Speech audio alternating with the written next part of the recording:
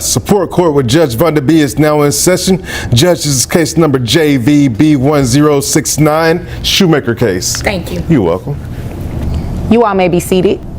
Okay, Ms. Shoemaker, you brought this case before the court. What's going on? I want to increase child support.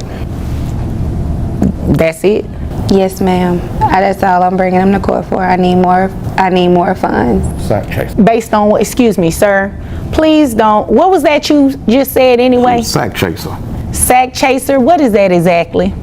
Chasing the sack. She worried about my money. Okay. I think that's the purpose of coming to court for an increase. All right, everyone, get ready because this case starts with tension right from the beginning. A mother has come to court asking for an increase in child support. But before the facts are even fully presented, the father fires back with accusations and attitude. What seems like a simple financial dispute quickly turns into a battle over responsibility, priorities, and parenting. As the judge begins digging into the details, one question hangs over the courtroom. Who is really carrying the financial burden of raising these two children? Increase? I'll take care of kids anyway, but Okay, Ms. Shoemaker, what is the basis of your request for an increase in child support? One, we work for the same school together, but I'm a janitor and I make the bare minimum 50. Okay. I take care of the kids. We both take care of the kids. We got 2-5. But we have other activities like our daughter is in gymnastics. Okay. She's in cheer. How old is she? And they also in private school. Okay. Who pays for the extracurricular activities? I do. Okay. How much is that? We're running about $350 a month for both children. Okay. And how old is the other child? He's 3 and 6. How much is private school? Between the both of them, one's $1,200 and then the other one is $450. Okay. And you pay for the tuition as well? I do. All right. Now we're getting a clearer picture of why this case was filed. The mother lays out the growing expenses for their children, including private school tuition, extracurricular activities, and health insurance costs. These aren't small expenses, and according to her, she's paying most of them herself. The judge is no longer dealing with opinions. She's looking at actual numbers. And in child support cases, numbers often tell the story better than emotions ever can. Is he helping you at all? He pays the bare minimum. I try to handle this outside of court, but I don't know what's his issue. He pays the bare minimum of child support, so I just want to increase. So if he's just going to be paying the minimum, at least needs to be half. Okay. And what is it that he's currently paying? About $500 a month. All right. What about health insurance on these kids? We both do. Okay. All right. How much is yours? $300. $300. All right. Okay. Is there anything else you want me to know before I move over to him? No, ma'am. No, ma'am. Okay. First of all, Your Majesty, Your Majesty, I like that. $500 is not a bare minimum, and then I pay insurance on top of that. You add that to $800. Right. So the kids are double insured. That's good. All right. So what about this tuition and these extra? The father's defense is interesting because he isn't denying that the expenses exist. Instead, he's arguing that some of them aren't necessary. From a legal standpoint, that's a risky argument. Courts generally focus on what benefits the children, not simply whether one parent personally agrees with every expense. The judge is carefully listening, but it's becoming clear that she's more interested in who is paying these bills than who approves of them. Extracurricular activities. She's 6 years old. She can't barely do no flipping. Excuse me? What does that mean? She ain't doing no flipping. She ain't learning no gymnastics like that good. She better learn how to do cartwheels right now. Oh, talking about your daughter. Yeah, at the 3-year-old, he ain't. Oh no, he ain't. He ain't even in private school. How he in private school? He 3. It's They called have early private school. preschool. Yeah, they have that for 3-year-olds. So because you're saying all of that, that lets me know you're not paying for it. I paid what the court told me to pay. So the answer to my question is no then. You're not paying for the extracurricular activities or the private tuition. Is that correct? Or going half. Child support says I just do what they told me to do, and I give the $500 a month. That ain't bare minimum. That's almost a car note or a 1 or 2 bedroom One apartment. thing. You don't believe In the 90s. that the private school tuition is important? No, she go to public school. I went to public school. As the discussion continues, the father's position becomes more difficult to defend. He questions private school and gymnastics, but every answer seems to raise more questions about his involvement in covering those costs. The judge keeps bringing the conversation back to responsibility. It's a subtle shift, but an important one. The focus is moving away from personal opinions and directly toward financial accountability. Well, I'm just fine. Okay, so you all are doing a 2255 schedule. Yes, ma'am. Right? Is that correct? Yes. Okay. In your court order, was that the original agreement? Okay. I just moved closer so I be around them more. Well, that's good. That's good. And with you moving closer, then you'd agree with me that you should also help support them financially if their expenses have increased, right? The only you could say, Speak. you could say that, but now, 'cause some of the things they don't need to do. Like what? I could teach you how to flip at the house. But you don't. I got But he cousins don't. that Okay, do backflips. do- I can teach you how to flip at the house. But he don't. Sir, are you instructor? No, but my cousin, he know how to do backflips, and he walk on his hands. Your cousin? Yeah, he 40 years old. He walk on his hands. He can teach me all that. We don't need all that. Okay, has he taught him that yet? He ain't been around yet.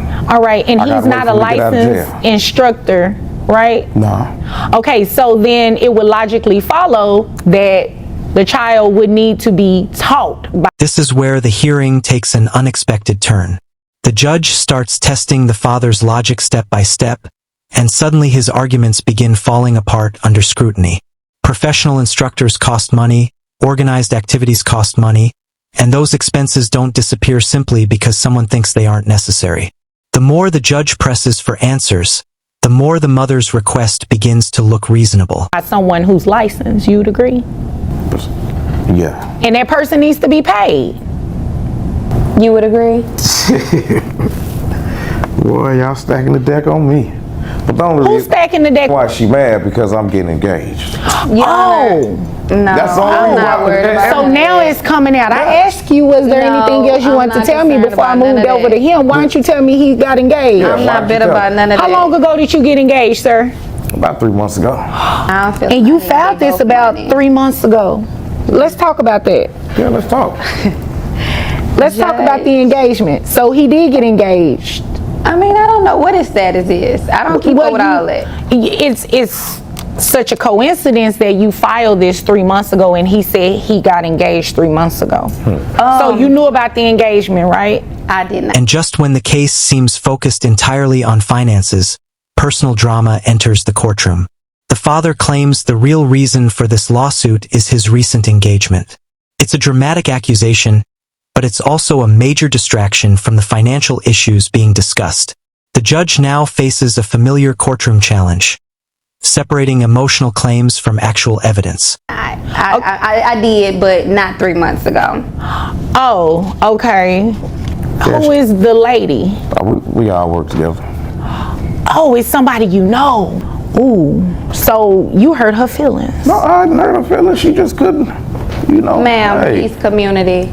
You know what the rest is. He's for Community? He for everybody. Oh, I was for the we streets, ain't but the I'm not only no two more. people. Judge, we not the only two people he ain't slept with. I was for the streets. So I'm not no more. concerned about any of that. I need my money, and if possibly hers. your money. Yeah, I need my money. Wait a minute, you said hers too? Yeah, I told you, Yeah. she said she talked Engagement, now. marriage, whatever they gonna do, arrangement. You can't I get need her it. money for child support. Oh, okay. Well, see, that has nothing to do with me right now. So, sir, I think it's only fair that you all should split. The mother quickly pushes the conversation back toward what she says matters most, the children and their expenses. The judge appears to agree, Family courts are designed to focus on the needs of the children, not the personal conflicts between parents.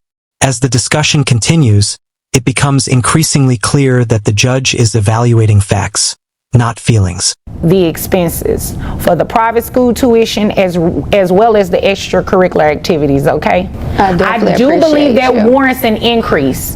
Now, your court order, everything has changed, right? You said you moved, you were doing schedule, you moved to get closer to your kids, right? Yes, ma'am. That's a change. Thank you. And these children are involved in curricular activities. They're also going to a private school. You'd agree with me that that's kind of expensive, right? $2,000 a month. You're only paying $500, so she's fronting the other $15. But we work for the school. We could really homeschool them because everything they learn about. Are you gonna be at the house homeschooling them with Mr. IT? That's a good question. I'm a I know a lot of At this stage, the judge starts connecting all the pieces together. The parenting schedule has changed, the children are older, their activities have expanded, and the overall costs have increased. These are exactly the kinds of changes courts look for when deciding whether an existing child support order should be modified.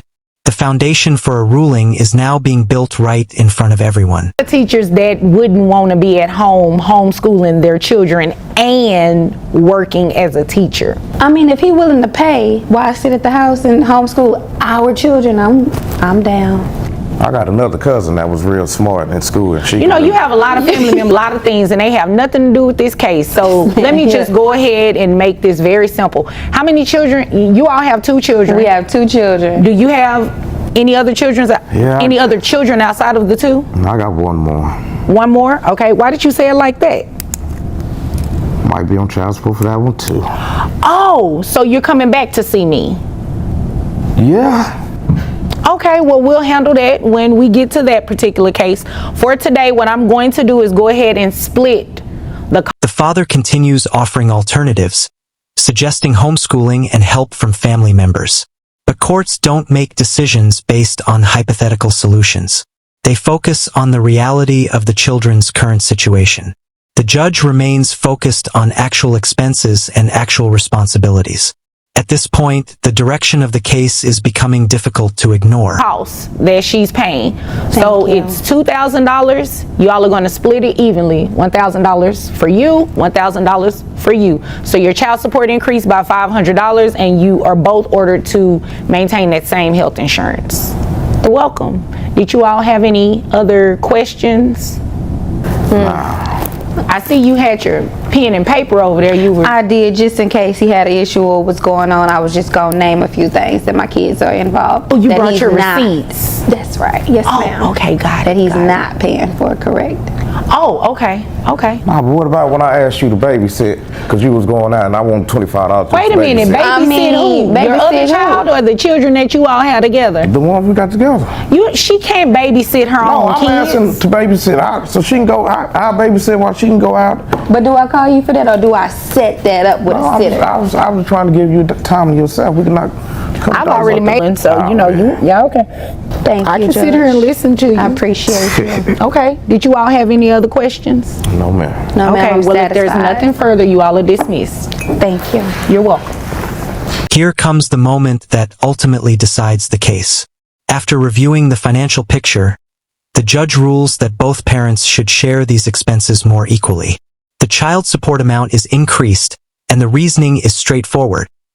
The children's needs have grown, and both parents should contribute fairly.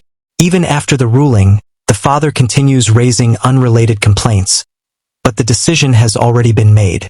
So what do you think? Did the judge strike the right balance, or would you have ruled differently? Let us know in the comments, and don't forget to subscribe for more courtroom drama and legal breakdowns. All rise. Support Court with Judge Vonda B is now in session. Judge, this is case number JVB 1067, Harper case. Thank you. You're welcome. You all may be seated. Okay, Mrs. Harper, you brought this case on. Well, basically, I am leaving Mr. Harper because I have reason to believe that he's been involved with other women, and we have 2 children. We've only been married 2 years. Okay. And All right. How old are your children? They are 2 and 6 months. Oh, you have little babies. We do. Okay. We do. All right. So you said you have reason to believe.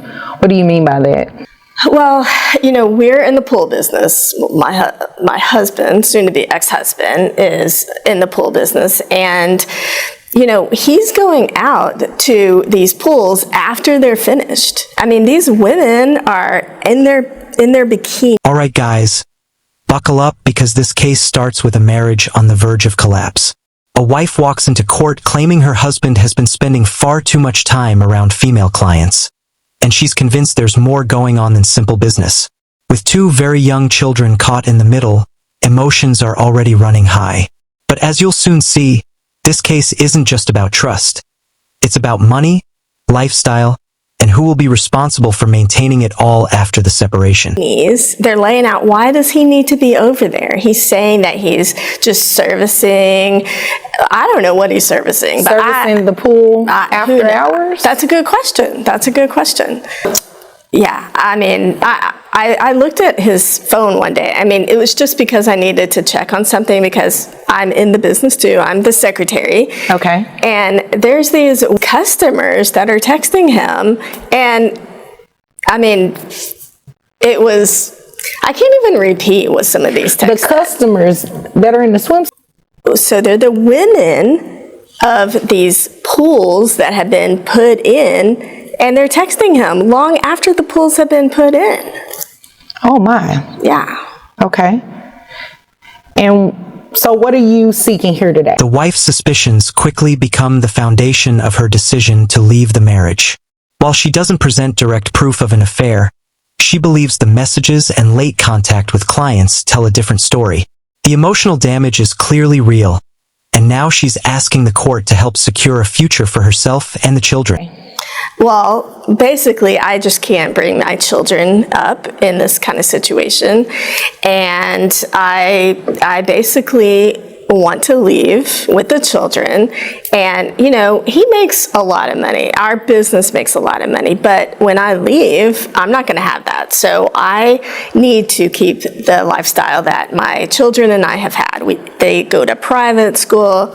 And we have a nanny, and so that their lives aren't disturbed. And we live in a house, $500,000, and I need to maintain something similar so that it's not a big adjustment for any of us. Okay, let me ask you a couple of questions. Private school, do you all pay tuition for that? Yeah. Yes. Okay. If you were to break it down monthly, because I know tuition sometimes isn't a monthly thing. It's about $1,800 a month. $1,800. What kind of private school is it? It's a good private school. Oh my gosh. They teaching the baby how to drive? Well, the baby's not there yet, but he will Well, be. the 2-year-old, right? Well, That's still a baby for $1,800. It's a tuitional. I mean, you grow with the school, so. Does the tuition payment grow too? No. Oh, okay. So it stays at $1,800. Yeah. Okay. Once they're accepted, they're accepted. Okay, I follow you now. So if we were to break that down monthly, Now we start hearing about the financial side of the case. The wife explains that the children attend private school, they have a nanny, and they've become accustomed to a very comfortable lifestyle. In family court, these details matter because judges often consider the standard of living established during the marriage when evaluating support requests. that's about $150 a month. What about the nanny? How much does she cost monthly? I mean, he pays most of the bills, so he can probably answer that better. Okay. Have you already started looking at other homes, other apartments, or anything like that? Yeah, there's a couple other homes in the neighborhood that I'd really like to move into. I think that would be the least disruptive to me and to the kids. Okay. So, yeah. And would you be renting out those homes? Basically, I would like to buy one. Okay. So that we can maintain the same lifestyle that we've had. If you were to buy a home, the homes that you were looking at, what are you looking at on mortgage? About $3,000 a month. Okay. But again, I mean, I would think he would need to pay the majority of that. Okay. So you want him to buy you a home? You and the children at home. I mean, I would call it spousal support. Okay. Things get even more interesting when the wife explains that she wants to purchase a home similar to the one she's leaving. This isn't just a request for child support anymore. She's effectively asking the court to help preserve the lifestyle she and the children have been living. The question now becomes, how much of that responsibility should fall on the husband? All right. What about any other bills that you would potentially have to pay? So, you know, I think he should keep paying for the nanny and the private school. Okay. And, you know, I have been only working part-time. And of course, I would not want to keep working in the business with him and these customers who are still coming around. So I would have to find a job, and that could take a really long time. So I would think he should pay everything until I find something where I can work part-time. Okay. All right. Is there anything else you want me to know before I move over to him? Well, just don't believe. The wife continues outlining her expectations, including continued support for childcare and household expenses while she searches for employment. From her perspective, she's stepping away from both the marriage and the family business, which means she'll need time to rebuild financially. His excuses about these women, that's all I can say. Oh, okay. All right. Mr. Harper? Well, there's no excuses about any of the women.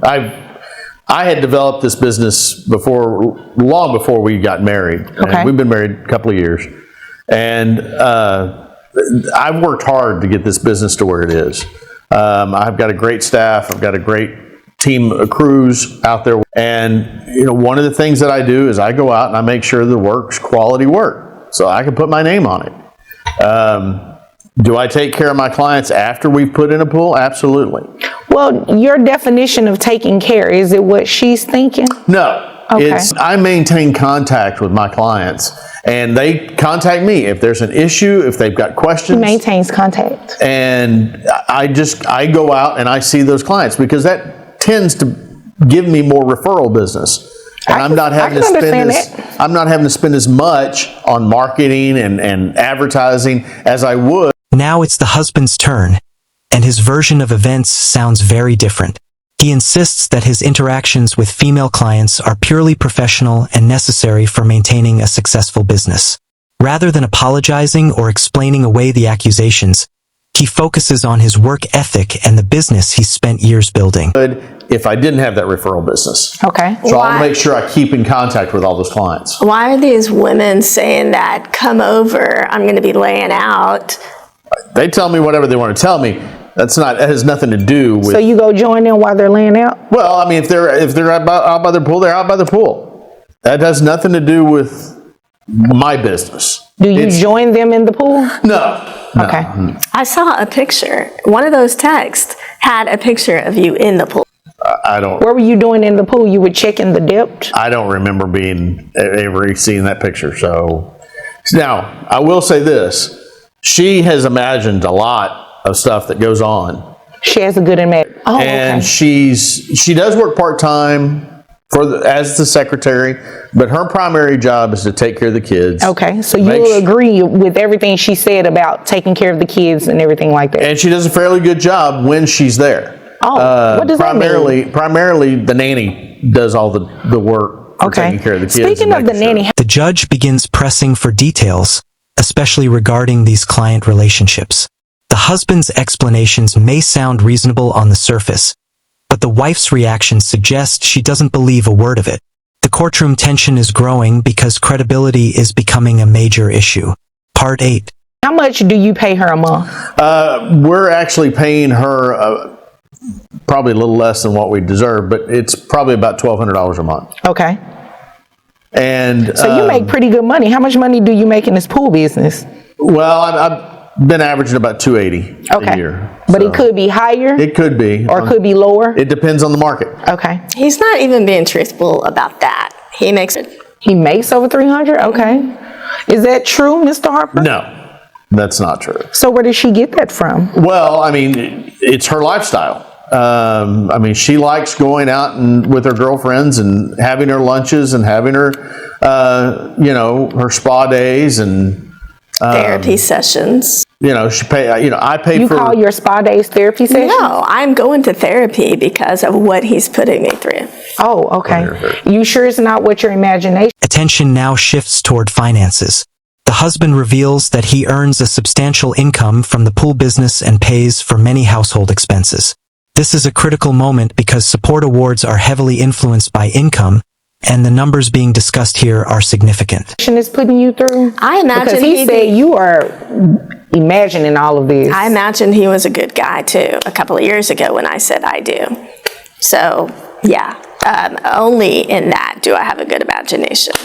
Oh, okay. So not only do I maintain the house and maintain the bills and take care of all that, I also have the kids on my insurance, her on my insurance. How much is the insurance for just the children? $309. $309, okay. Yeah. And, that's important to me. I want the kids to be safe. I want the kids to be brought up in a good, wholesome environment. Wholesome. And she You're not she even gives home everything at off to the night. nanny. Ma'am, let him speak. I gave you an opportunity to speak. He did not interrupt you while you were speaking. I promise I will get back to you. Continue, Mr. Harper. She doesn't, she pretty much hands everything off to the nanny and requires the nanny to take care of all that. She's got a pretty cozy lifestyle. The debate becomes less about infidelity and more about parenting responsibilities.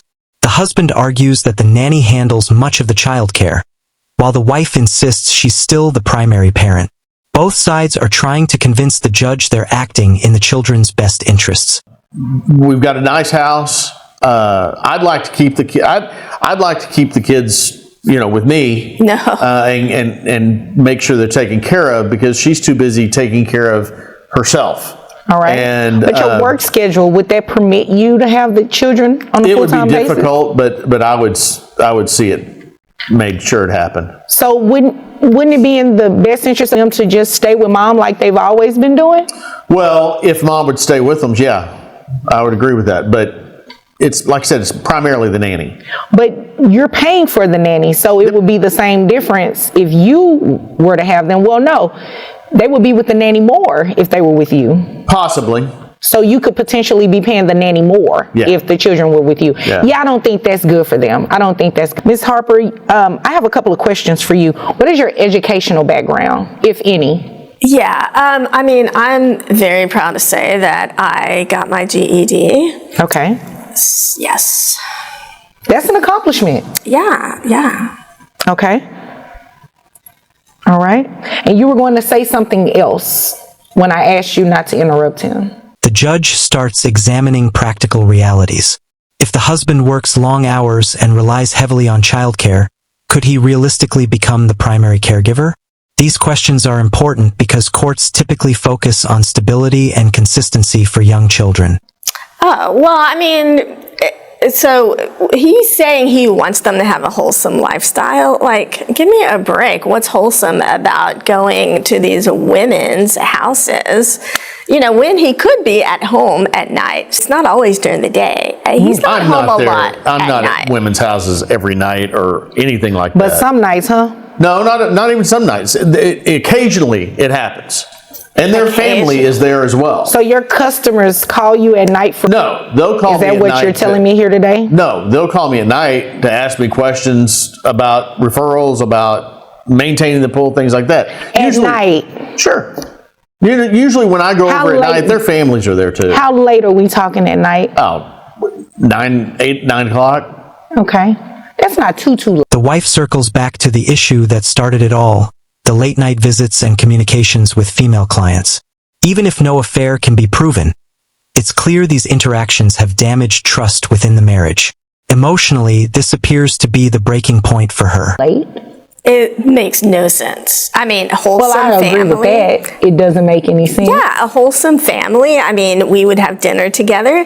We would be at home. We'd be reading to the kids, playing with the kids, putting them to bed. Should have fixed dinner, but yeah. Ooh, so you don't cook? Well, we have somebody for that. Oh, so you all have a chef too? Well, we usually have food brought in. Either I come home with dinner or pick something up, but yeah, kitchen, no, that's for snacks. Oh, okay. Well, this is what I am going to do. I definitely think that your wife has grounds. As both sides continue defending their positions, the judge seems increasingly focused on financial realities rather than relationship drama. That's often what happens in family court. Hurt feelings may explain why a case was filed, but finances and legal standards usually determine the outcome. Eligible to receive some sort of spousal maintenance, especially if she no longer wishes to remain in the home with you. Had she wished to remain in the home, this will probably be a different type of situation. She may still be entitled to some spousal maintenance, just probably not as much.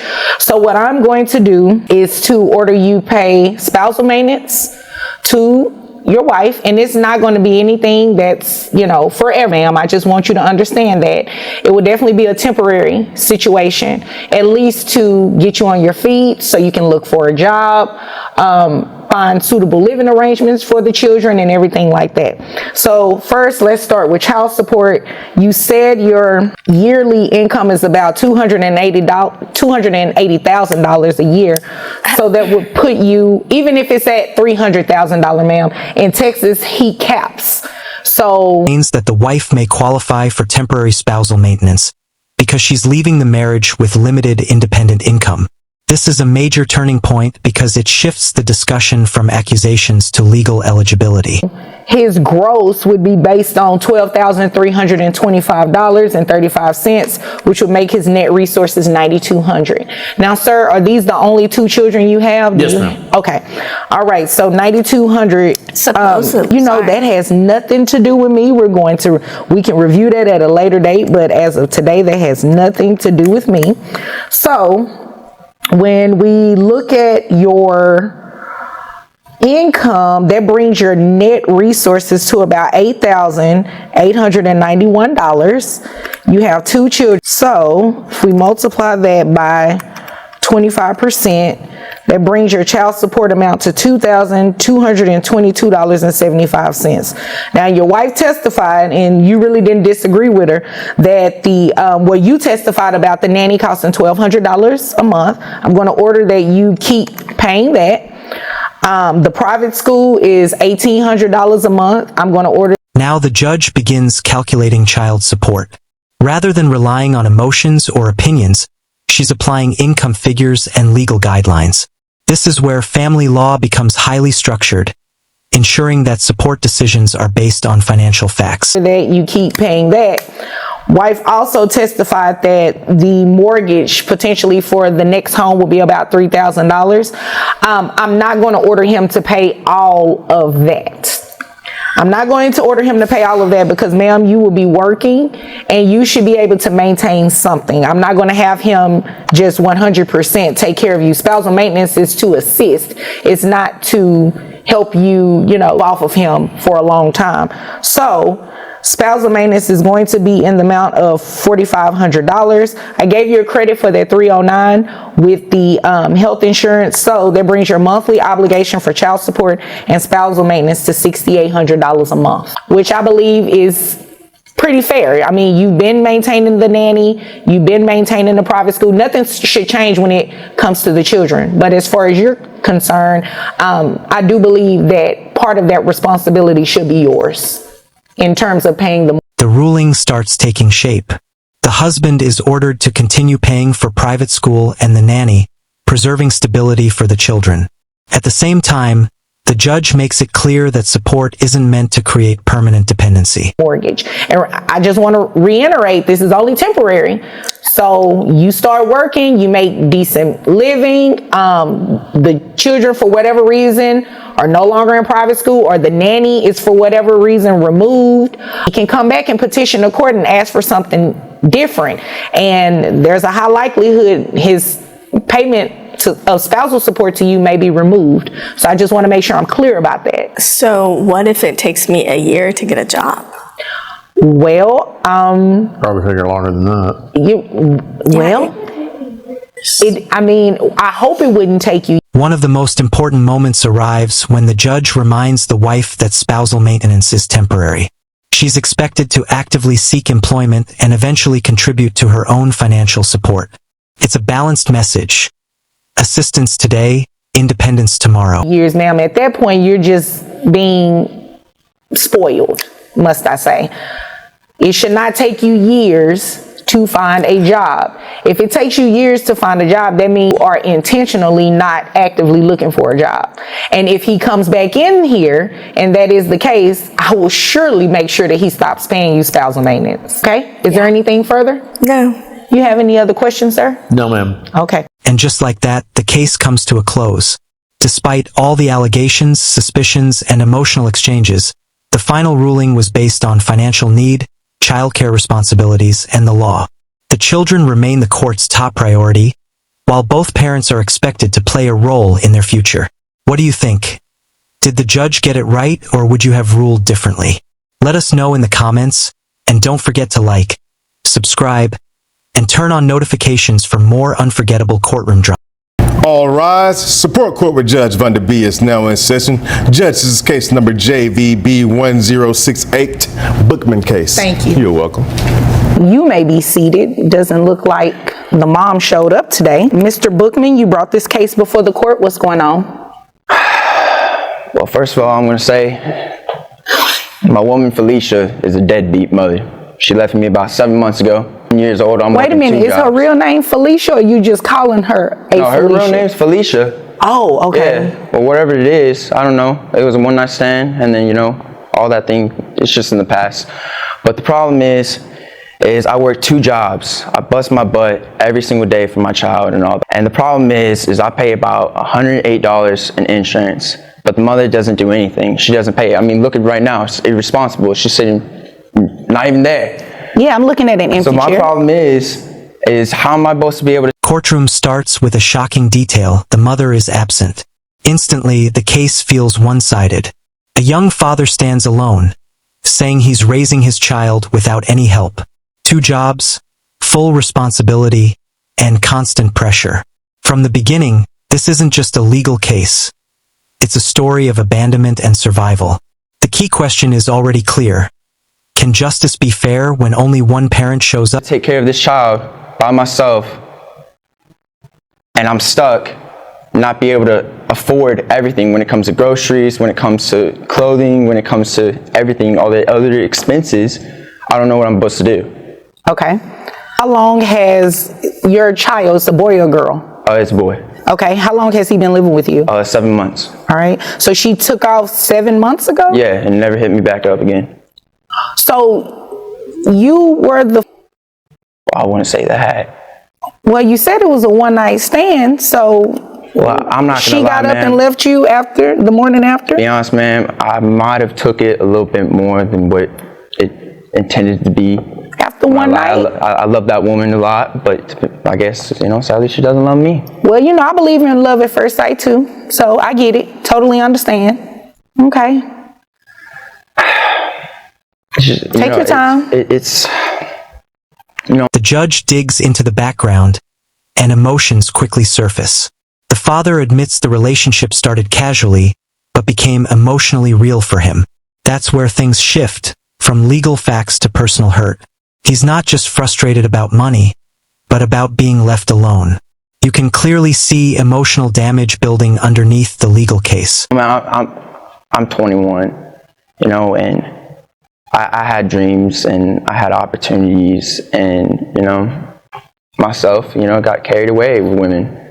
And, you know, all I'm asking is, you know, for this woman to come into my child's life and be able to take care of what a mother should do, right?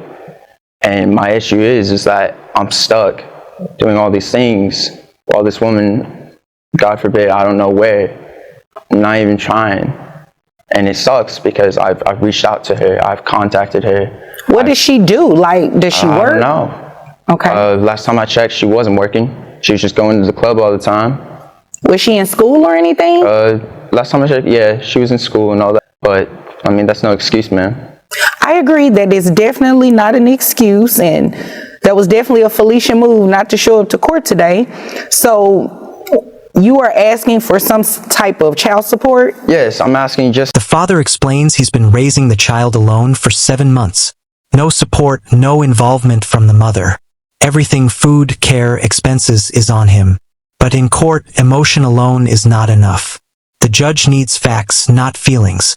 And with only one side present, the father's version dominates the record. A little bit to help this child and all that, because I feel like, you know, it takes two to tango.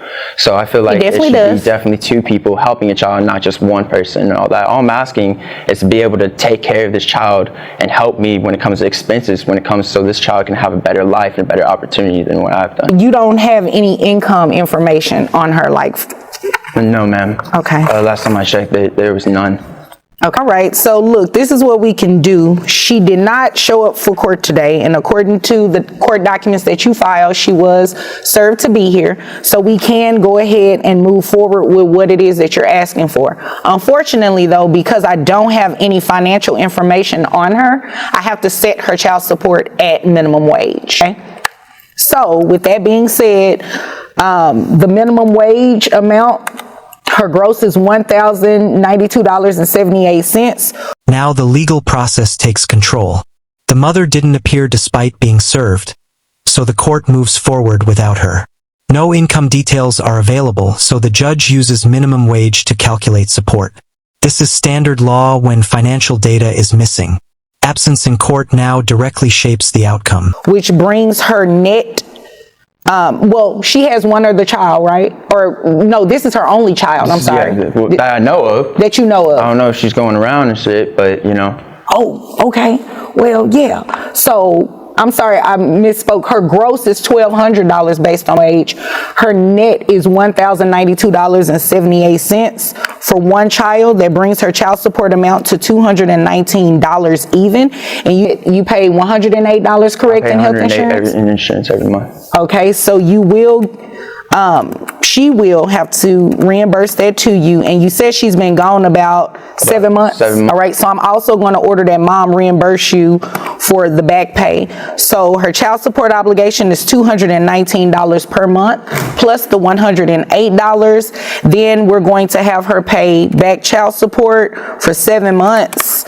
That'll bring it to $1,533. I'm gonna have her make that payable at $50. The ruling comes in $219 monthly child support, plus $108 health insurance reimbursement for the father. On top of that, retroactive support for 7 months is added. What started as a simple request now becomes a serious financial obligation with back payments included. Dollars per month, okay? So $219 plus $50 plus the $108 for health insurance, that brings her monthly obligation to $307. That's how much she'll be obligated to pay you. Now, without any income information, without knowing who her employer is, we don't have information to send to her employer in order to deduct those payments. However, when she does find employment and we're able to send the order to an employer, then we'll be able to deduct those payments. And in the meantime, she'll just be in arrears. The money will be in back pay. So how am I supposed to take care of this child? Well, you'll keep doing it as you've been doing, which I definitely commend you. However, until she is working, money probably won't come to you just yet. But at some point it will once she starts working. Total obligation rises to $377 per month. But there's a problem. No employer information means no immediate enforcement. That creates a gap between judgment and actual payment. The father's frustration is understandable. The court has made a ruling, but the money still isn't guaranteed right away. And we're able to send that order to an employer. So how long am I supposed to wait? I mean, the woman's been out of my life for 7 months. Right. She hasn't paid at all. How long do I have to keep waiting? That is a great question, sir, but unfortunately, I do not have the answer to that question. You can't get her ass in here? Well, I would like to get her in here, and please don't use profanity. I believe you used it the first time, and I didn't really catch it. You were a little emotional, so I was giving you some leeway getting it in here.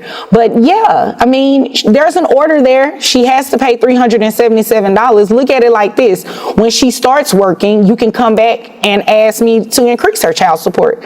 And that'll be something that I would definitely entertain, because right now I set a minimum wage. Keep doing what you're doing. I applaud you. However, this is where we're at today. Okay?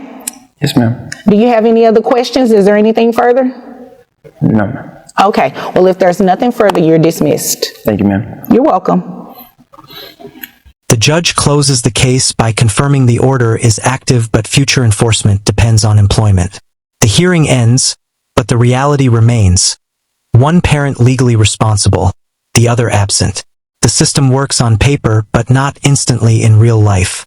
The question stays, was this real justice or just the first step? Court with Judge Vonda B is now in session. Judge, this is case number JVB 1046, Katrina case. Thank you. You're welcome. You all may be seated. Okay, Miss Katrina, you brought this case before the court. What's going on? Well, our son Caleb James, he just turned 8, and he started school, and already he started having school issues in school. He's been getting into fights with other kids. He's been arguing with the teachers. He's not been doing his homework. All right, guys. This case begins with a mother who believes her son's sudden behavioral problems are being caused by his father. Falling grades, school fights, and constant trouble have her searching for answers. But as Judge Vonda B starts asking questions, it quickly becomes clear that this story has more than one side. And before long, a child support dispute turns into a much bigger conversation about parenting and responsibility. And this is completely new behavior. He was an A and a B student, and now his grades are also dropping. And I think it has to do with what Bubba here is doing at home. Doing at home? So he's a truck driver, and during our marriage, there were a lot of issues with that. A lot of, strange women, just a lot of alcohol use. Stopped. And now I think that that's affecting Caleb. I don't think so. Excuse me, sir. Once it is your turn, I will come to you. That's the first thing. Second thing, those loud outbursts, they will not be tolerated. So during the marriage, there were a lot of issues with infidelity, with drug use, with alcohol use, and he's still doing the same job. He's still driving the same routes. And so I think he's still bringing these same people into Caleb's life, into his home with our son. Oh my gosh. Okay. Well, is there any... Katrina accuses the father of exposing their son to unhealthy behavior, including alcohol use and the same problems that hurt their marriage.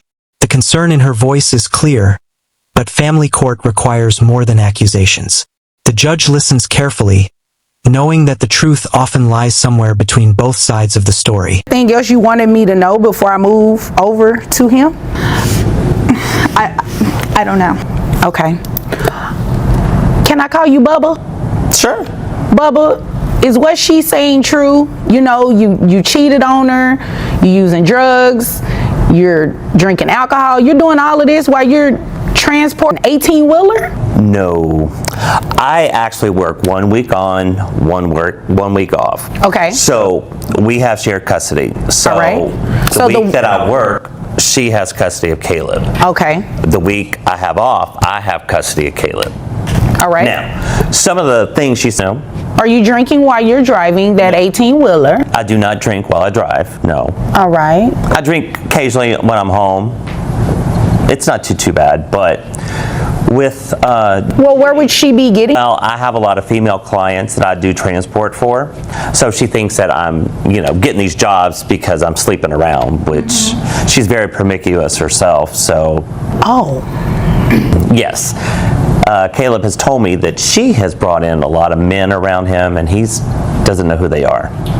Okay. When Bubba responds, the case takes a surprising turn. He claims their son has also been exposed to different men around Katrina's home. Suddenly, the focus shifts from blaming one parent to examining the environment being created by both.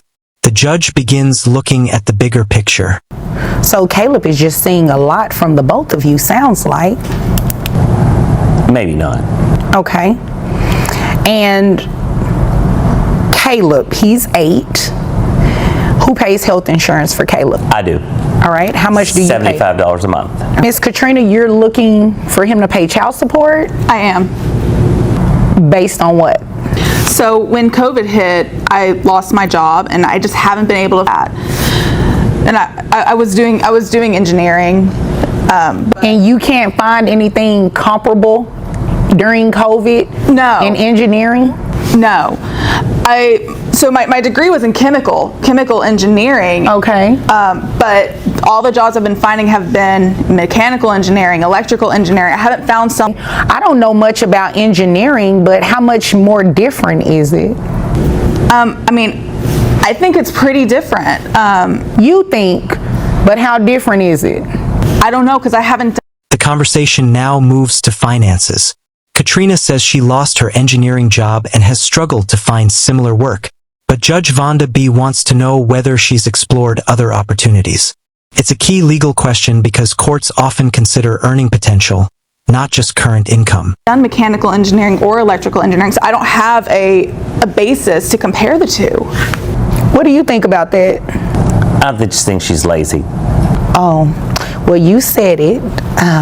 Because with her, she has a degree in engineering.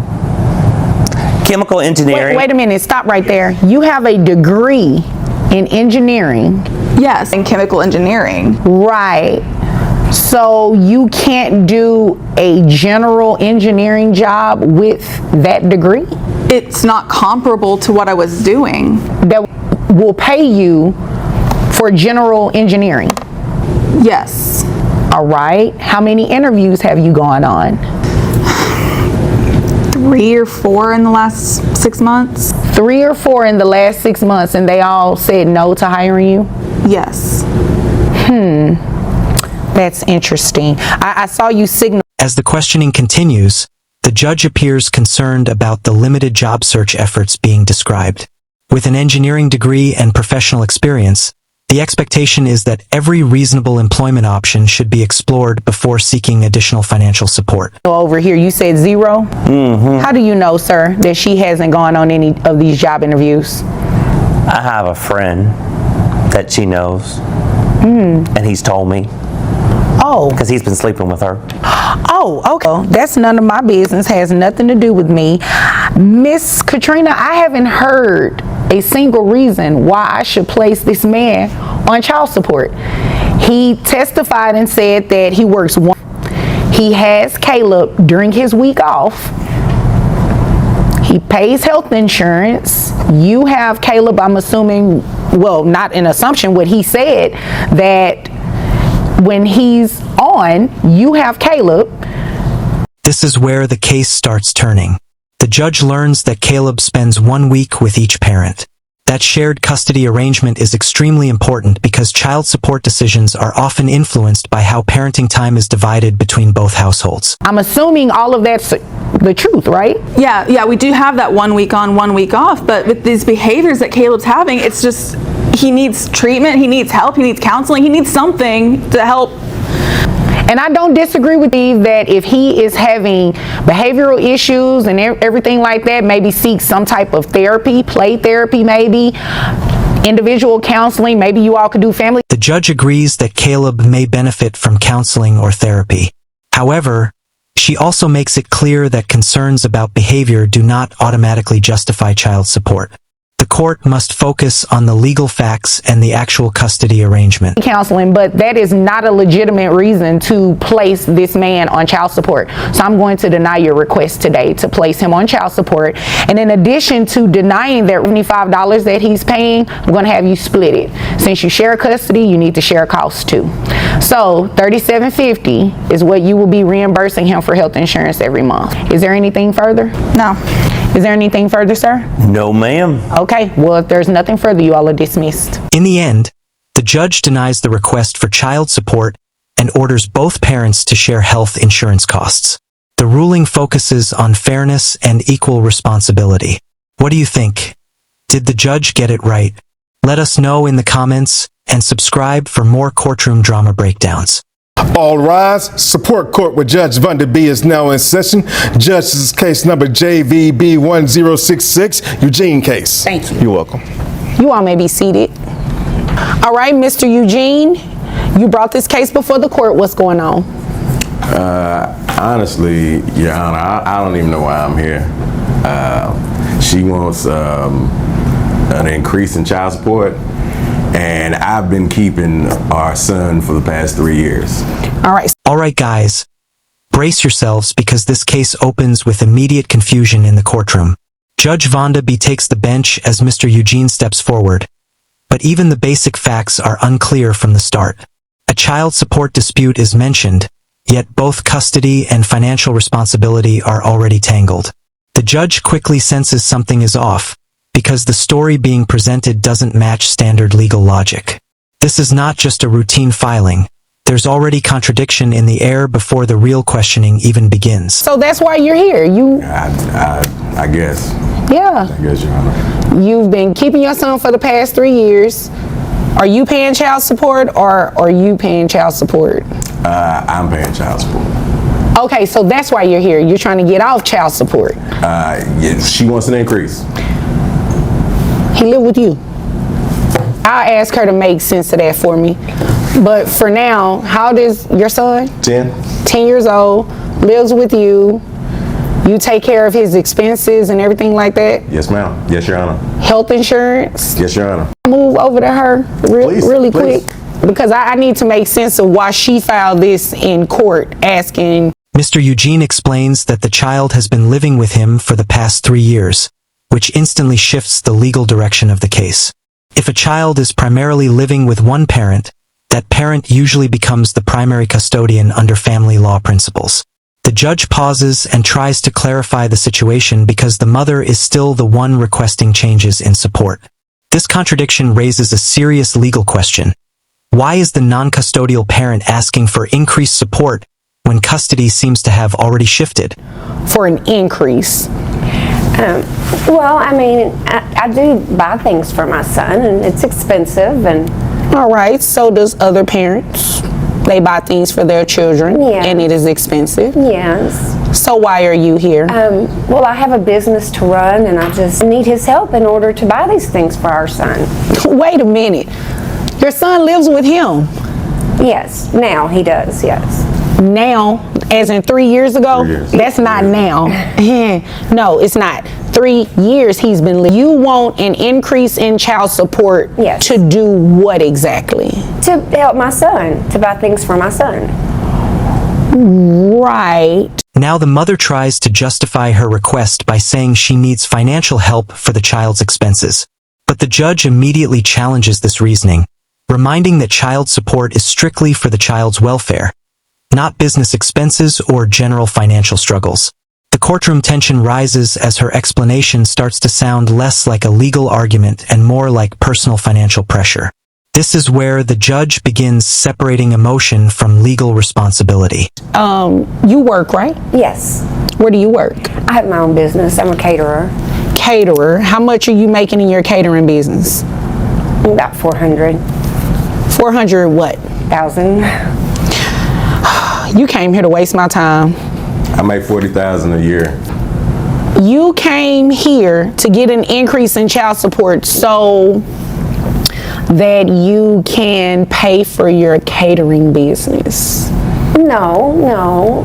So why are you here? Just for my. Right, but you're maybe you're missing it. It's going like this, Well, he going wants over to your stop head. paying the child support, and I don't think that he should stop paying. I think he He should pay more. should stop paying if the child has been living with him for the past 3 years under your original. The financial questioning becomes even more intense as the mother claims income from a catering business, reportedly around $400,000. However, when pressed for clarity, the numbers appear inconsistent and vague. Meanwhile, the father confirms he has been covering the child's expenses, including health insurance. This creates a major imbalance in the case, because the person currently providing direct care is not the one receiving financial support. Legally, that contradiction is extremely important. Under your original court order, Mr. Eugene, give me a second. Under your original court order, you were the person that the child was living with. Yes. Not him. Yes. So that means you voluntarily relinquished conservatorship over to dad. Yes. Right. So dad should be the person receiving child support from you. From me. That's what I said. That doesn't sound right to you? No, ma'am. Why doesn't that sound right? Because you're the mom. Yes, and I have to buy things for my son, and I can't do it alone. He buys things for your son. Well, I need to do that too. You make $400,000 a year, ma'am. Well, I have employees and things to pay. I mean, you know. Okay. Judge now focuses on custody reality rather than past paperwork. It becomes clear that the child has been living with the father for years, meaning the original custody arrangement no longer reflects the actual situation. In family law, courts prioritize real-world living arrangements over outdated orders. This is a turning point because it changes who is legally responsible for support. The mother's argument begins to weaken significantly under this clarification. I don't think that he should stop paying the child support. What do you think he should do? Pay me more. Pay you more? Yes. While your son lives with him? Well, I still see my son.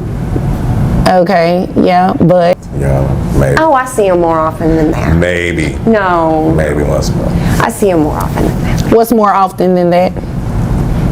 Well, once a week. I mean, when I have my business all day, and then I do extra catering in the evenings, and so I'm just really busy. Mm-hmm. But when I'm not, then I don't. Not once a month. Once a month. No. How many other children do you have that are under the age of 18? I don't have any other children. Okay.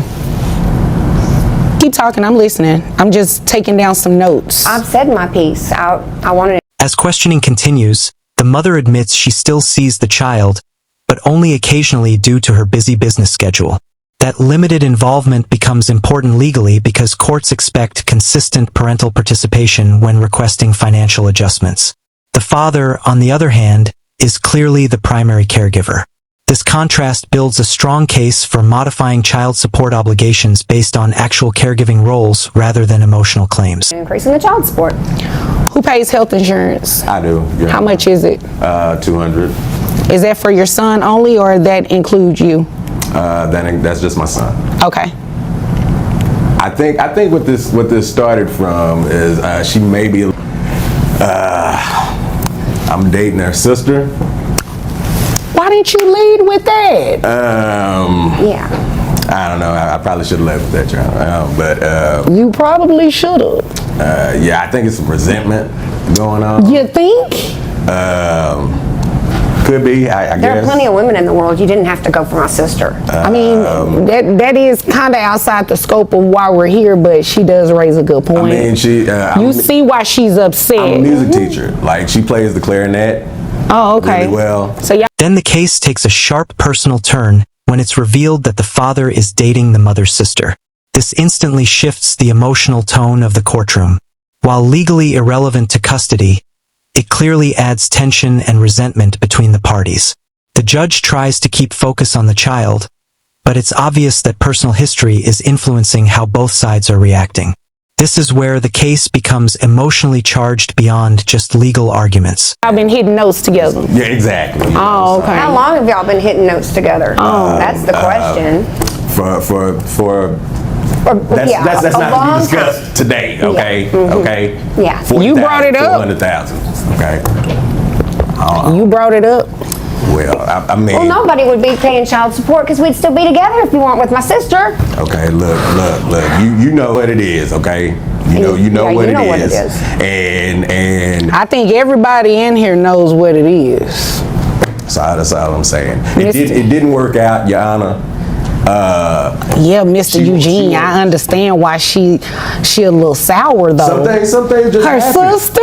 Just happened. Y'all just didn't happen. You wasn't there. Mr. Eugene, Mr. Eugene. Excuse me, ma'am. Excuse me, Mr. I do understand her frustration. Mr. Eugene, y'all just did not, by coincidence, fall on those notes, okay? That's not what happened. I mean... That's not what happened. The conversation spirals further into personal conflict, with both sides referencing past relationships and emotional grievances. The judge intervenes multiple times to redirect focus back to legal issues, emphasizing that custody and support decisions cannot be based on relationship drama. Still, the emotional weight in the room is undeniable. At this stage, the courtroom is balancing between legal reasoning and personal conflict that keeps resurfacing. Music did not lead you two together. That is wrong. It kind of did. It was kind of like fate. I teach music. She plays the clarinet. Okay. You wasn't there. I was working, Okay. trying to give us a nice life. Okay. Well, why am I supporting the child for 3 years? Because I had the child in the first place. You're the one that took him, and then I'm going to go ahead and make my ruling because I see this is a little deeper, well, a lot deeper than just child support. And It ain't deep, y'all. no, it is deep. yeah, It is definitely wrong. deep. So this is what we're going to do. Stop dad's child support, okay? His child support should stop. You voluntarily relinquish the child to him, okay? So that means the rights that you had in terms of the child living with you primarily, you gave that up 3 years ago. So it's only fair that dad stop paying child support. I'm going to Now the judge delivers the key legal ruling. Based on the evidence, the father has been the primary caregiver for 3 years, meaning he should no longer pay child support. Instead, the legal responsibility shifts to the mother, whose income is used to calculate the obligation. The judge denies her request for an increase and instead orders her to begin paying support. This is a full reversal of her original claim, driven entirely by custody reality and legal guidelines. $100 for your net resources. So your monthly child support obligation giving you credit for the one, well, not credit, you have one child. So it's based on 20% of your income. That is going to bring your child support obligation to $1,840. Now, he also testified that he pays health insurance for your son.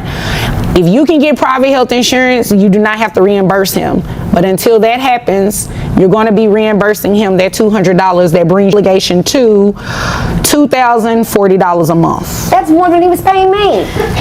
He makes $40,000 a year, and as you can see, he likes music, okay? So He likes people who play music. right, he likes all of that. Just one. So we're just her. going to move forward, and then that's to him, okay? Yes, Your Honor. Okay, do you have any other questions? No, ma'am. All right, do you have any other questions, sir? No, thank you, Your Honor, for serving justice today. You're very welcome, although I must say, I can't believe you did that. I'm sorry. He smile like he's proud of it. Well- I'm not proud. She plays the clarinet with it really We well. stop with the clarinet. I All don't care right, about the well, clarinet. you know what? I don't want to hear any more music today. You both are dismissed. In the final ruling, the court applies Texas child support guidelines based on income caps and percentage rules, resulting in a calculated monthly obligation including health insurance reimbursement.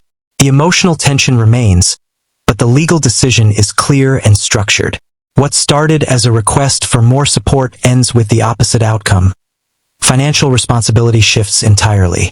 So the real question is, did justice prevail based on facts alone, or did personal conflict influence the entire journey? Let us know your thoughts, and if you want more real courtroom breakdowns like this, don't forget to like, subscribe, and stay tuned for the next case. All rise for support court with Judge Vonda B. Judge, this is case number JVB 2005, Campos case. Thank you. You're welcome. You all may be seated. Okay. Is it Miss or Mrs. Campos? Mrs. Miss, okay. You brought this case before the court. What's going on? Well, I'm bringing my son to court to see if I can get some assistance for his son, my grandson, Julian. He's 6 years old. All right, everyone. This case begins with a grandmother who says she's been carrying a responsibility she never expected to shoulder alone. After years of helping raise her grandson, she's now standing before the court looking for answers, financial support, and accountability. But as you'll soon see, this isn't just a family disagreement. It's a case that uncovers hidden payments, painful sacrifices, and a growing divide between a mother and her son. Juan and Julian's mom were together up until about 3 years ago. Had a good life, beautiful home. They were set. Then one day he comes to me. I've never talked to her since she left him. She abandoned him. She abandoned the whole family, including the grandson. So he comes and he says, look, she's gone, whatever. Okay, I just need some help with Julian because she left him too. Well, of course I'm going to say yes, you know. At that time, It was just me and my husband. So he had his grandpa, he had me, and everything was fine. Well, last year, Grandpa passed away. I'm sorry about that. Thank you. And things have gotten... As the grandmother tells her story, the emotional weight becomes impossible to ignore. She explains how her grandson's mother left years ago and how she immediately stepped in to help provide stability. Then came another devastating blow, the loss of her husband. Suddenly, the support system she relied on disappeared, leaving her to navigate both grief and financial hardship while continuing to care for a young child. Tougher because of that. So to the point where I came out of retirement, I'm Ubering when Julian's at school, and changed at all. He's still literally in the house that he was in when they were a family. And he doesn't visit, like, Julian's like detached from him because it's been 3 years that he'll come around. I do see him. You know? I do see him. And I'll get to you. And Okay. he Sorry, comes around, but I don't get any finance. See that his life has changed at all. And we had to move out of the house that me and my husband shared. And unfortunately, in this big city, the best place I could find is literally a one-bedroom.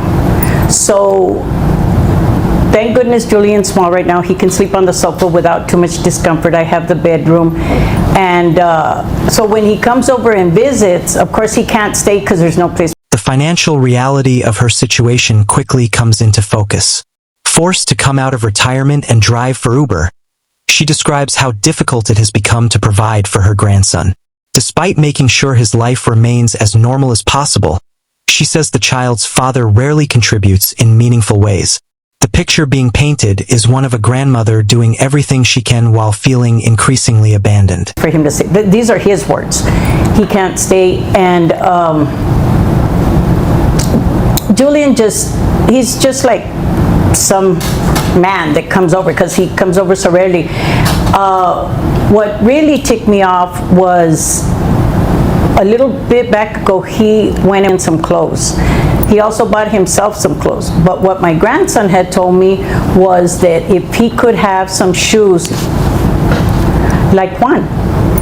And I said, what do you mean? He got you some new shoes? No. He said, we went to the mall, we got his clothes, his shoes, and then he stopped at Walmart on the way home, I guess because it's cheaper. I get it. I mean, for Julian, he's getting Walmart from me, he's getting Walmart from him. But Julian was with him. He was literally with him, and he took him, and I thought they were gonna, you know, maybe things had changed with him, whatever. If I could please explain, Your Honor. You can. Okay.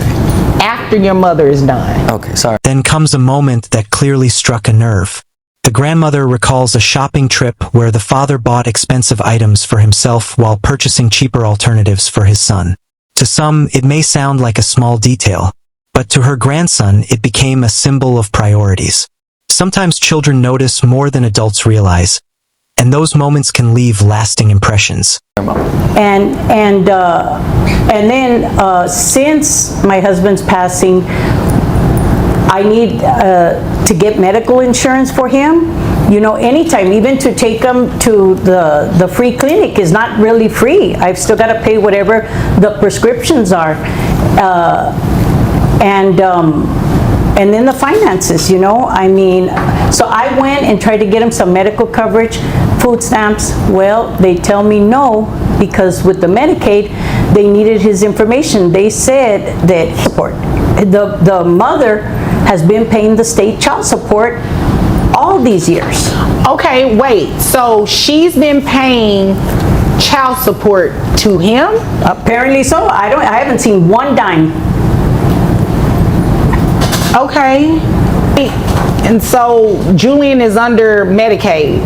I couldn't get him under Medicaid because you couldn't get him I couldn't. That's how I found out about the child support.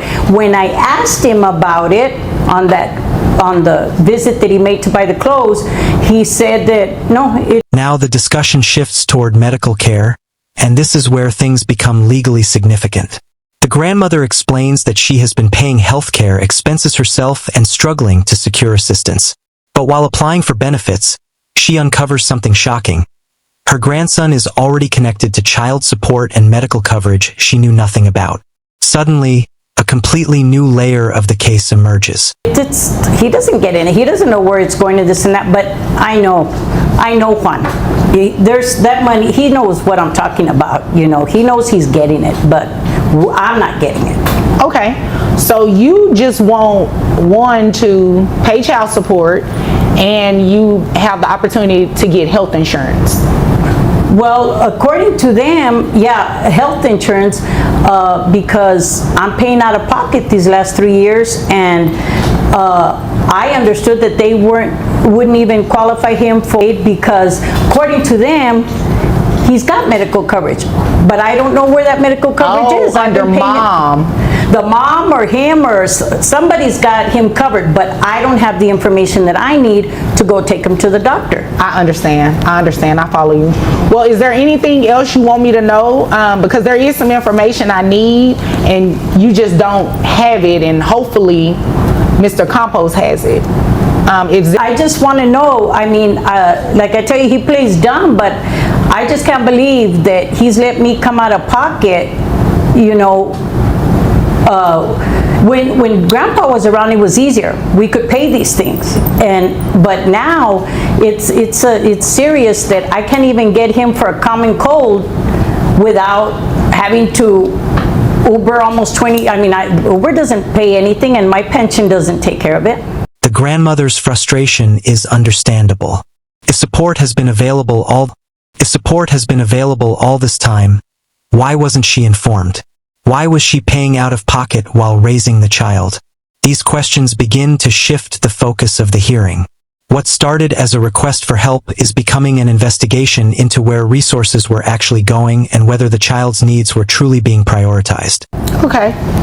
Okay, so let's move over to Mr. Campos. I'm not going to call you by your first name. Okay. Mr. Campos. Okay, so is it indeed a fact that you have been receiving child support from the mother of your son? Yes, I have. Okay. And you didn't tell your mom? No, I didn't feel the need to. Okay, wait a minute. Is it that your son, your 6-year-old, has been living with your mom for 3 years? Off and on, not totally all 3 years, off and on. I do. What do you mean by off and on? Like on the weekend when you pick him up, or when you pick him up and go with? I'm a promoter for a club, so I do need help, and I thought that was the agreement to go ahead and help me when I'm out of town, you know, and I'm not, as she says, I do have the house, but I'm really there, you know, and I do need help. He can't stay by himself in a house that big at 6 years old. I don't know. Okay. Well, you'd agree with me that help means that you need to give her something, right? And I do pay the health care, the $150. I do pay that. Oh, wait a minute. So that's the missing link here. So you pay health insurance for your son already? Yes, I pay the $150. The father finally confirms that he has been receiving child support payments from the child's mother. That admission immediately catches the judge's attention. While receiving support isn't unusual, the circumstances here are.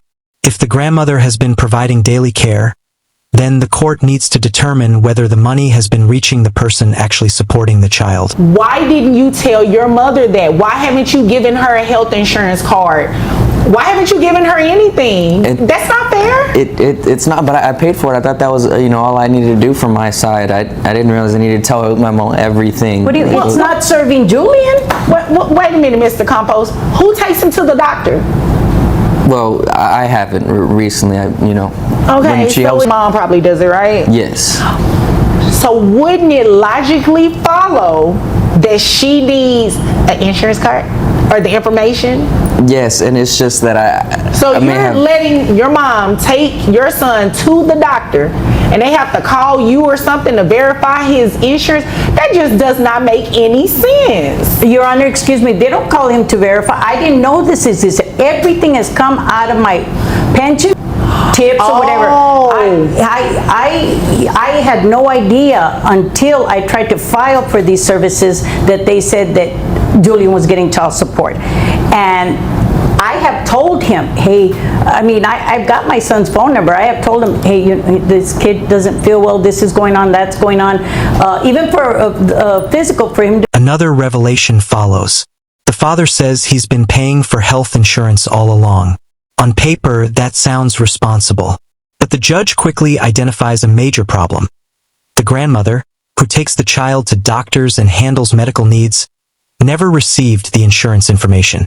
Coverage can't help a child if the caregiver doesn't know how to access it. To play the t-ball, and So you're paying out, now. she's literally paying Yes. out of pocket, but your son is covered under health insurance. Yes. So your mom is not only taking care of your son's medical needs, she's taking care of his daily needs.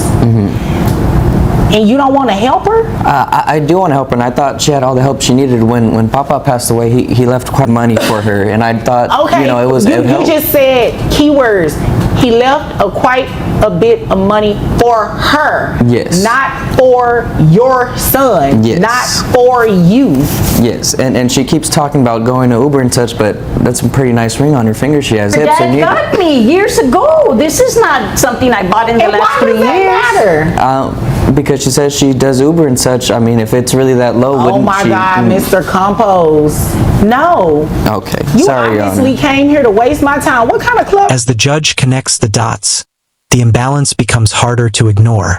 The grandmother appears to be covering daily expenses, handling health care, and providing housing while the father benefits from support payments intended for the child. The courtroom atmosphere shifts noticeably as the judge begins questioning whether the current arrangement is fair to anyone involved, especially the child. What promoter are you? Well, I'm sure you've seen me around, probably. No, I haven't. You don't look familiar at all, but you're looking real unfamiliar right now. I can't even tell this is your mother right now. This is my mother. I left her dead. Well, I can't tell. You're not paying your mother. You're not helping your mother. She helped you. But I don't believe that she for life. I don't believe she intended to raise your son. I mean, she raised you. Yes. She's a grandmother, for crying out loud. Yes. Your Honor, when my husband passed away, and since he lives alone in this big house, I told him we were going to a one-bedroom apartment, or we could come stay with him. I'd have my private room, Julian have his private room, and he would have his private Yeah, room. so what's the deal with that? You're okay with your mother in this one bedroom. Why can't she stay in the big house? Well, Inconvenience, he said. It would be very inconvenient. How big is this house? How many bedrooms we're talking? Maybe. The conversation then moves beyond finances and into family responsibility. The judge challenges the father's apparent lack of support for his own mother. Here, the issue is no longer just about numbers on paper. It's about whether someone who received years of help is now refusing to step up when that same person needs assistance. 800 square feet most, maybe 2-bedroom, half closet. It's not as big as she's saying. It's not as big as she's saying. It's My apartment is 800 square feet. You're describing a room in the house that's 800 square feet? I may have my math wrong a little bit. It's not that big as she's saying. It's really not. How big is this house? How many bedrooms? It's in the nice Reno, so you can imagine. It's not I mean, it's a nice house. Okay. Because him and Julian's mom both do this promoting thing.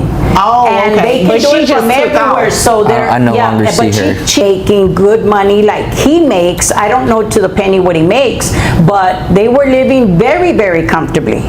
And but he started this since Julian was born, the free babysitting. That a grandmother that loves her kids shouldn't have to be paid and this and that. I never asked him for a dime. I didn't need to. But since becoming a widow, it's become A particularly emotional moment arrives when the grandmother explains that she offered to move into her son's larger home after becoming a widow. According to her, the offer was rejected because it would have been inconvenient. Whether intentional or not, that decision speaks volumes about the growing distance between family members who once depended on each other. critical. Okay. All right. Mr. Compose, how much money do you make a year? 48,000. You make $48,000 a year and you live in this big house in Plano? Well, then that's where all the money. Club promoting? That's where all the money goes to the house to make sure it's I have so many members Plus in the the house. child support. They didn't give me the amount because I'm not on the case, right? But who knows how much she's paying? How much do you receive in child support? Because if she makes that kind of money, Just $1,000, and that's in that 40. Just a grand? You know how much that would have everybody helped? does not receive just $1,000. Yeah. Everybody don't receive that. Well, and that's why I paid for the 150. You came here to waste my time. What is it? What is the amount? So you pay yourself $48,000. You pay yourself that, right? No, it's from from jobs that I try and. How much is your rent, Mr. Compost, or do you pay a mortgage? No, the rent a month is about $1,500. Okay, so $1,500 in rent. Now the judge turns her attention to the father's finances. Questions about income, housing costs, and support payments begin piling up. In family court, credibility matters. Every answer helps the judge determine not only what someone earns, but whether they're being completely honest about their ability to contribute. What your other expenses look like? Your Honor, he doesn't rent. They did a big, huge housewarming party. That is his home. Him and her bought that home. It's not a rent. So you really are wasting my time. I am renting it. I'm not sure where she's getting that from. They had a huge, and as families talk, and we're going to try to pay off the house, and we're going to try to even upgrade, but they didn't stay together. So wait a minute, you closed on this house? Oh, yeah. I may have so you fogged own up the it. details a little bit as it was a heartbreaking, I don't want to go into it as much as. over there you have a deed? A deed? Yes, I do, but it's just. Okay, so you own the, Ms. Compost, you own the home. Do not come in here and waste my time. The details have just been foggy since. You've been getting over on your mother. That's not going to work on me, okay? I was not born yesterday. Okay. As the questioning continues, inconsistencies begin surfacing. The grandmother disputes parts of her son's financial story, and the judge appears increasingly skeptical. When details don't line up, judges tend to look beyond words and focus on the bigger picture. And right now, that picture isn't looking favorable for the father. Right? So let me tell you what we're going to do. We are going to have the child support that you received, that $1,000, we're going to send it over to your mom. Your Honor, if there's any way we can. Yeah, hold on. I'm not finished. And I know you want to hear this. That's just mom's portion. You're going to pay too. So mom is going to be getting what? About, let's see, you said 40. Now I'm going to take your word for it. I'm going to take your word for it at $1,000, all right? Okay. And you said $150 in health insurance? Yes. All right, so your gross. This is the turning point of the entire case. After hearing both sides, the judge announces that the child support payments currently being received by the father will be redirected. The reasoning is straightforward. Support should follow the child, and the child is primarily being cared for by the grandmother. Comes out to $3,900. That brings your net to $3,280.28. And how many children do you have? Just the one. Just how many? Just the one. Just the one child? Yes, just Julian. All right. All right. So 20% of that brings support to $656. And that's giving you credit for the health insurance. So you have to continue paying that health insurance of $150. Child support to grandma is going to be $656, as well as the reallocation of the $1,000 that you receive from mom going to grandmother. So grandmother's amount in child support monthly is $1,656. The judge then calculates an additional support obligation based on the father's income. This isn't punishment. It's the court applying child support guidelines to ensure the child's needs are met. The final number reflects both the father's financial responsibilities and the grandmother's role as the primary caregiver. $656 belongs to you. You understand that? Yes. Okay. Grandma, did you understand what I said? I did understand. He's the only one thinking that I'm a fool. Now I understand why he didn't tell me about that medical coverage, because he would have known that I knew enough. I retired from the state. He knew that I would have known enough. Well, you got insurance. The card's probably got the mom's name under, whoever it comes under for Julian, and I would have put 2 and 2 together and figured there's some child support following that too. But I just didn't think that he would sink that low. But I again didn't think he'd be taking Julian to Walmart after me either. Yeah, and what's that about, real quick? Well, real quick. he's 6 years old. If I get him some 11s, he's gonna mess him up in a day or so. Okay, I said real quick. That was too long. That doesn't even make sense what you just said. Okay. You can wear 11s, but your son can't. For the grandmother, this ruling is about more than money. It's validation. She finally understands why information was withheld and why obtaining benefits had been so difficult. Years of confusion are suddenly replaced with clarity, and the court officially recognizes the reality she has been living. Shame on you. Do better, Mr. Compost. Yes, You know, Your I Honor. just noticed, I asked him for a confirmation necklace because Julian is fixing to make his first Holy Communion, and he's got that big, huge thing. I bet you it's not even fake, that necklace. And he said, oh, I just can't. I can't do it. I can't afford it. I can't, you know. And I knew that his mortgage $100, because I thought, well, then I should move to Plano to the big houses, because apparently they're giving them away over there. But with that money that you're saying that we're eligible for, had to sell the home that me and your dad lived our whole lives in, that we raised you in. Had you just done that, I could still be in that home that I cherished so much. And you knew that I loved that home. Well, if you manage your money right, then maybe you still would. The emotional tension reaches its peak as the grandmother reflects on losing the family home she once shared with her late husband. She believes things could have been different if proper support had been provided earlier.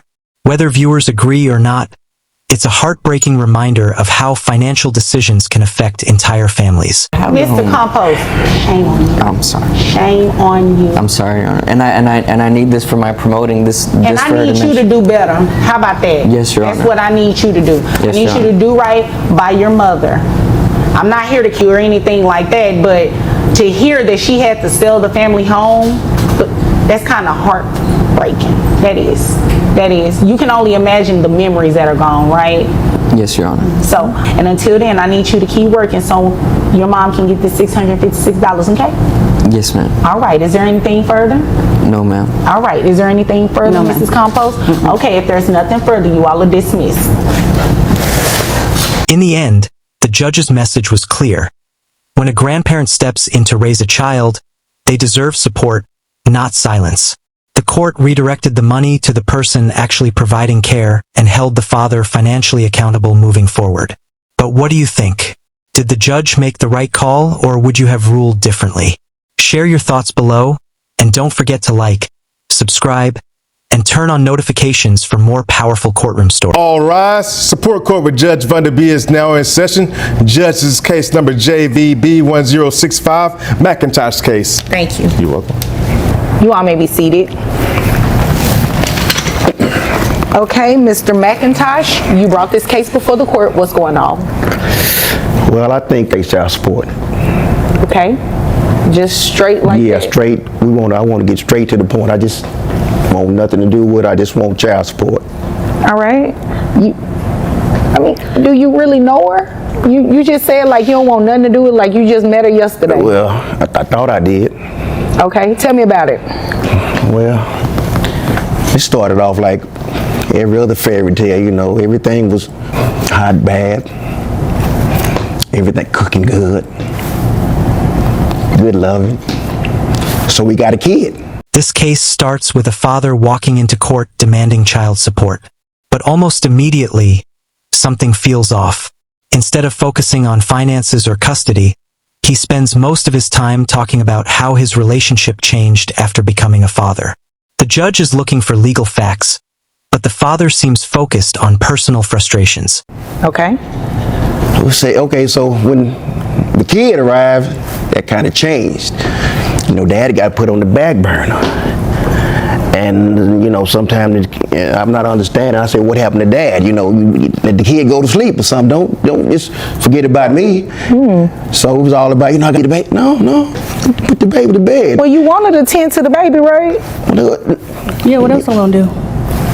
Well, not that much. Don't just forget about me.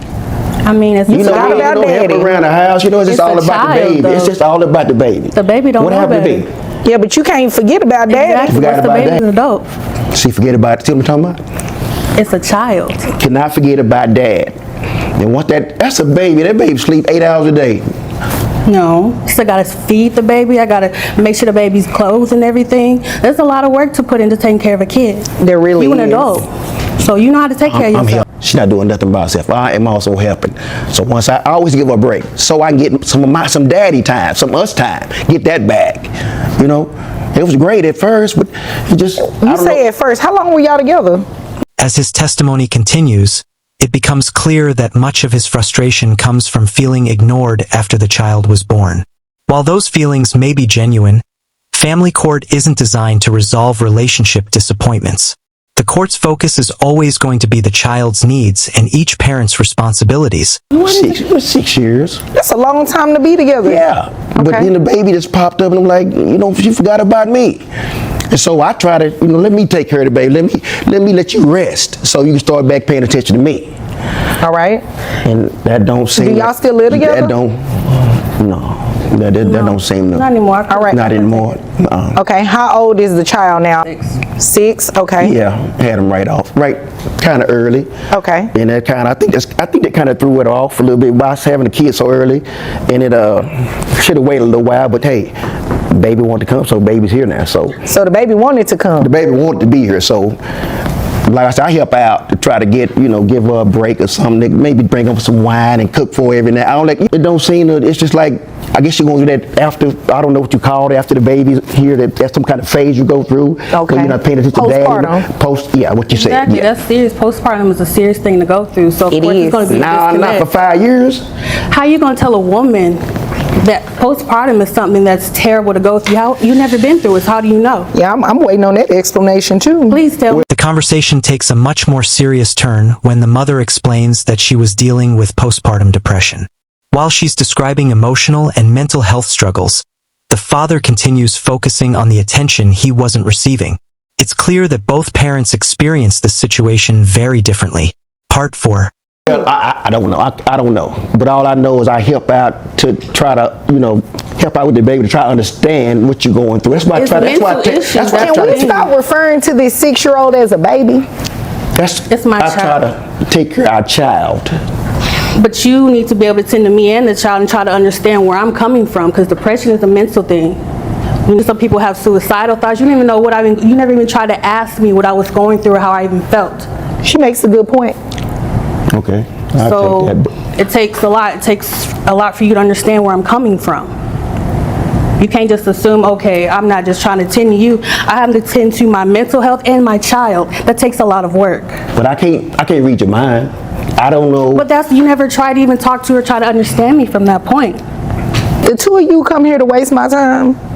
I mean, he's the one that called it in here. I'm just here. I mean, he obviously wanted me to do something. Obviously, and I'm just trying to get to what that something is. I want full custody and I want child support. Okay. The child live with you? Just kind of between right about now. But I think I could take care of him better since she can't keep. This is where the case starts to shift. The mother explains that she was trying to balance motherhood, mental health, and daily responsibilities all at once. The judge seems less interested in relationship drama and more interested in understanding what was actually happening inside the home. I've been with the kid longer, so I mean, I'm not working right now, so I'm at home with the kid all the time. So if she's not working, she behind bars.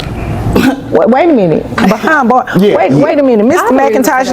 Let me move over here to her so I can hear her side of the story. What is this behind bars? Well, because of how he's been feeling. Okay, he's been feeling neglected because I was having issues with depression and taking care of my kids. So he decided to step out.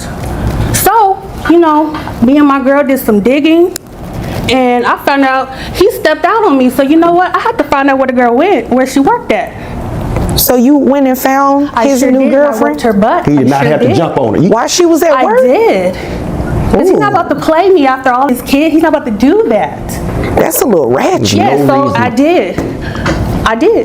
There was no reason. It's nothing else I uncalled could do. for. I did it. So you have a case pending on you? I do. Unfortunately, I do. But you don't cheat on me after all this work I've been. Then comes a major revelation. The mother accuses him of cheating while she was struggling with depression and caring for their child. Whether that affects the legal outcome or not, It completely changes the context of the story and explains why emotions are running so high. Putting in taking care of your child. You gonna cheat on me? No, it's not gonna fly. Oh. Well, what happened to the depression? What happened to all that? You can't it's in there. That's one of the side effects. My new girlfriend. That's one of the side effects. What's the baby while you fighting? That's one of the side effects. That's a great question. What was the baby while you were fighting? Because I'm upset. I'm mad. Trying to make me feel better. What was the child while you were fighting my girlfriend? Oh, that was taking care of. My sister was watching the kid. Sister. She was. Was she in jail with you? No, she was watching the kid, and she bailed me out. Oh. She was there for me. You weren't. Her sister bailed her out. You were there. She was there for me. So I guess you talk to your sister. You won't talk to me. Because you don't even try to. But you can't talk to me. You don't even try. I tried to. It seems like you guys can't really talk to each other without getting into it. Not, because you don't even try to listen to me. I'll go back to my original question. So who does the child stay with majority of the time? He stays with me, Your Honor. Okay, so you said that the baby was better off with you because she has a assault case. She got an assault case. But she didn't do it in front of the... She can't keep a job. Okay, what do you do for a living? I'm in the entertainment business. What does that mean? At this point, both sides are defending themselves, but the judge keeps bringing the discussion back to the facts. Questions about employment, caregiving, and who is actually raising the child begin taking center stage because those facts will ultimately determine the outcome. I produce. Yeah, what are you producing? I got several artists I'm trying to produce right now in the music business. So. Oh, okay. Yeah, late night. Okay. Produce. Have they already produced some music? That's kind of iffy right now, but I think they're going to be okay. And what kind of money are you making? I'm making about $80,000, $85,000. Okay. All right. And you said you're unemployed right now? Yes, ma'am. What happened to your job? I had to quit because I was taking care of the kid full time. Okay. So the child lives with her. Okay. Why didn't you file anything for today for child support? I wasn't thinking about it. I didn't want to be malicious towards him or anything, so I didn't feel a need I had to. So that's just where I... The more details that come out, the more difficult the father's argument becomes. While he's asking for child support, the mother's testimony paints a picture of her being the primary caregiver. That's a critical detail in any family court case. Stand on that. Okay. Is your sister also helping you with that criminal case? She is. Okay. And she also helps me watch the kid if I'm needing to do anything, like any grocery shopping or anything. All right. So where does dad come in? I mean, he's rarely around. I mean, he's doing his little producing thing and stuff and meeting up with late women and stuff. You know, that's why I had this little charge. So, I mean, that's what he's doing. It's a little charge? I mean, it's an assault charge, but I mean, it is at this point. It already happened, so. Okay. I do agree with that. Well, sir, I'm not going to grant your request for child support today. I am not manipulating women. You got one girlfriend and you jumped on her. You are. No, there's You tell the judge about your sister, she going back to jail. It's plenty more. Oh, okay. Now the hearing starts moving toward its conclusion. The judge focuses on the most important question of all. Where does the child actually live most of the time?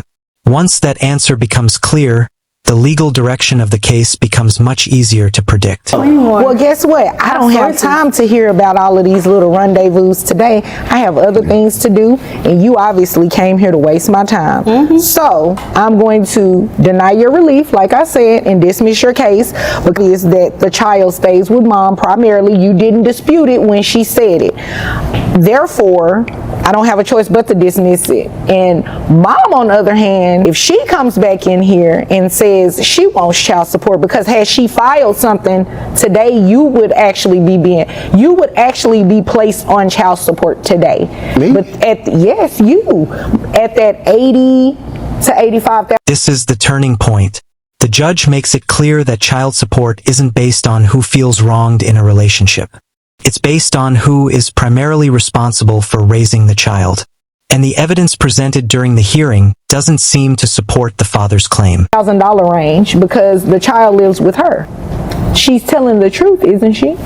Okay, and I'm pretty sure she's telling the truth about the other stuff too. But that's none of my business. No. So, is there anything further today, Mr. McIntosh? No, ma'am. Okay. Is there anything further, ma'am?